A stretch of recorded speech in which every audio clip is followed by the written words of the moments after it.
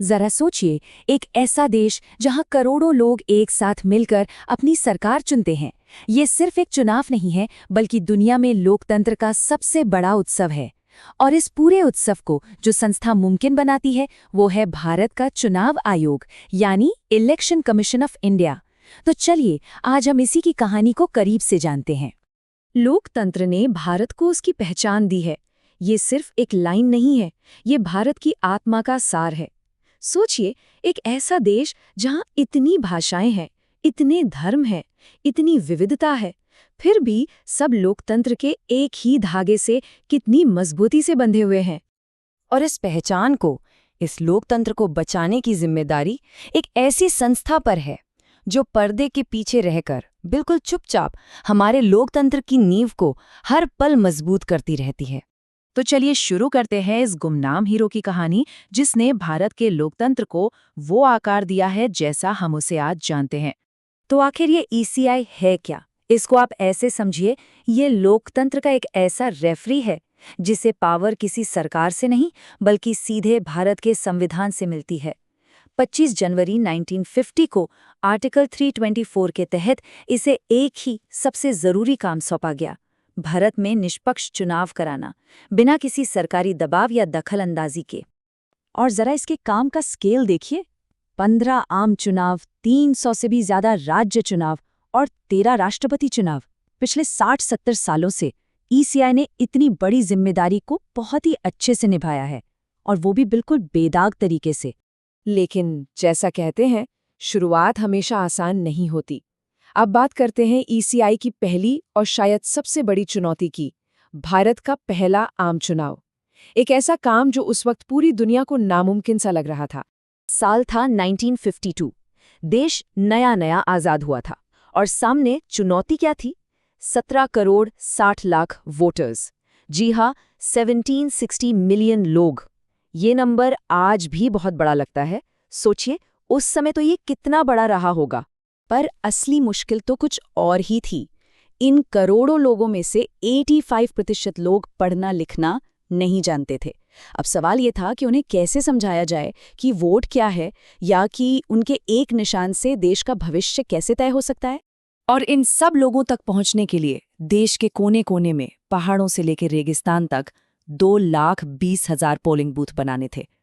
जरा सोचिए, उस समय के सीमित संसाधनों के साथ ये कितना मुश्किल काम रहा होगा। तो इन मुश्किलों से निपटने के लिए ईसीआई ने कुछ ऐसे समाधान निकाले जो बहुत सिंपल थे लेकिन ब्रिलियंट थे।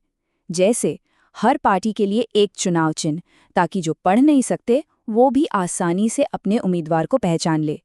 हर उम्मीदवार के लिए एक अलग बैलेट बॉक्स जिस पर उसका चिन्ह बना हो। और हाँ, सबसे जरूरी, उंगली पर लगने वाली वो अमिट स्याही, ताकि कोई भी एक से ज्यादा बार वोट ना डाल सके। इन्हीं अनोखे और सरल समाधानों की वजह से दुनिया भर में इसे मानव इतिहास में लोकतंत्र का सबसे बड़ा प्रयोग कहा गया। और अच्छी बात ये थी कि ये प्रयोग उम्मीद से कहीं ज्यादा सफल रहा। तो पहले चुनाव की सफलता ने एक मजबूत नींव तो रख दी, लेकिन कहानी अभी खत्म नहीं हुई थी। अब देखते हैं कि जैसे जैसे भारत की राजनीति बदली, ईसीआई ने कैसे एक नए दौर के लिए नए नियम बनाए। जैसे जैसे हमारा लोकतंत्र मैच्योर हो रहा था, ईसीआई भी नए नियम बना रहा था। 1962 में एक बड़ा बदलाव आया। बहुत सारे बैलेट बॉक्स की जगह एक ही बैलेट पेपर। इससे वोटिंग और भी गोपनीय हो गई। फिर 1968 में सभी राजनीतिक दलों के लिए ईसीआई के साथ रजिस्ट्रेशन अनिवार्य कर दिया गया। 1972 में आदर्श आचार संहिता की नींव पड़ी। और जब 1977 में पहली बार कोई गैर कांग्रेसी सरकार बनी, तो दुनिया ने देखा कि भारत का इलेक्टोरल सिस्टम कितना मजबूत और निष्पक्ष है। अच्छा, ये आदर्श आचार संहिता यानी मॉडल कोड ऑफ कंडक्ट है क्या चीज? आप इसे ईसीआई का एक सुपर पावर समझ सकते हैं। ये नियमों की एक ऐसी किताब है जो चुनाव की घोषणा होते ही लागू हो जाती है। इसका सीधा मतलब ये है कि कोई भी पार्टी सरकारी मशीनरी का गलत इस्तेमाल नहीं कर सकती, और सबको चुनाव लड़ने का एक बराबर का मौका मिलता है। चलिए, अब जरा फास्ट फॉरवर्ड करते हैं आज के दौर में, जहां कागज और स्याही की जगह टेक्नोलॉजी ने ले ली है। ये कहानी है टेक्नोलॉजी से चलने वाले वोट की। जरा देखिए कितना बड़ा बदलाव आया है। कहाँ 1952 की वो तस्वीर जहाँ कागज के बैलेट, ढेरों डब्बे और हाथों से गिनती होती थी, और कहाँ आज की तस्वीर जहाँ एक इलेक्ट्रॉनिक वोटिंग मशीन यानी ईवीएम है जो वोटिंग को तेज, आसान और सटीक बनाती है। अब ईवीएम्स के फायदे तो साफ हैं। सबसे पहले तो पूरा प्रोसेस बहुत आसान और तेज हो गया। फिर करोड़ों बैलेट पेपर छापने और उन्हें संभालने की लॉजिस्टिक्स समस्याएं भी खत्म हो गई। पैसा और कागज दोनों की बचत हुई। गिनती बहुत तेज और सटीक हो गई। और सबसे जरूरी बात, खराब वोटों की समस्या ही खत्म हो गई। अब हर एक वोट गिना जाता है। लेकिन ईवीएम तक का ये सफर रातों रात तय नहीं हुआ। इसकी शुरुआत हुई 1982 में केरल के एक छोटे से उपचुनाव से। फिर 1993 में हर वोटर के लिए फोटो पहचान पत्र आया, जिससे फर्जी वोटिंग पर रोक लगी। 1999 में गोवा पहला ऐसा राज्य बना जिसने पूरी तरह से ईवीएम को अपनाया। और फिर आखिरकार 2004 में पूरे देश ने ईवीएम पर वोट डालकर एक नया इतिहास रच दिया। और हाँ, जब चुनाव तकनीक के साथ आधुनिक हो रहे थे तो एक और बहुत बड़ा बदलाव आया। मतदान की उम्र 21 से घटाकर 18 साल कर दी गई, और इसी के साथ लोकतंत्र के इस महापर्व में करोड़ों नई और ऊर्जावान आवाजें भी शामिल हो गई। तो ईसीआई की इस लंबी कहानी को सुनने के बाद सवाल ये उठता है कि इस सब का आज हमारे लिए क्या मतलब है? ये सब आज भी इतना महत्वपूर्ण क्यों है?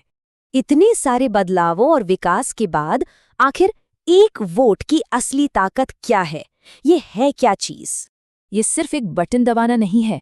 ये एक अभिव्यक्ति है, एक राय है, सही या गलत की, समझदारी या नासमझी की, हाँ या ना की, और एक ही पल में इससे कहीं ज्यादा, ये लोगों की आवाज है। और सबसे महत्वपूर्ण बात यह है कि भारत का चुनाव आयोग हमारे लोकतंत्र के एक ऐसे मजबूत स्तंभ की तरह खड़ा है जो ये सुनिश्चित करता है कि ये शक्ति, ये असली ताकत हमेशा हमेशा देश के लोगों के हाथों में रहे।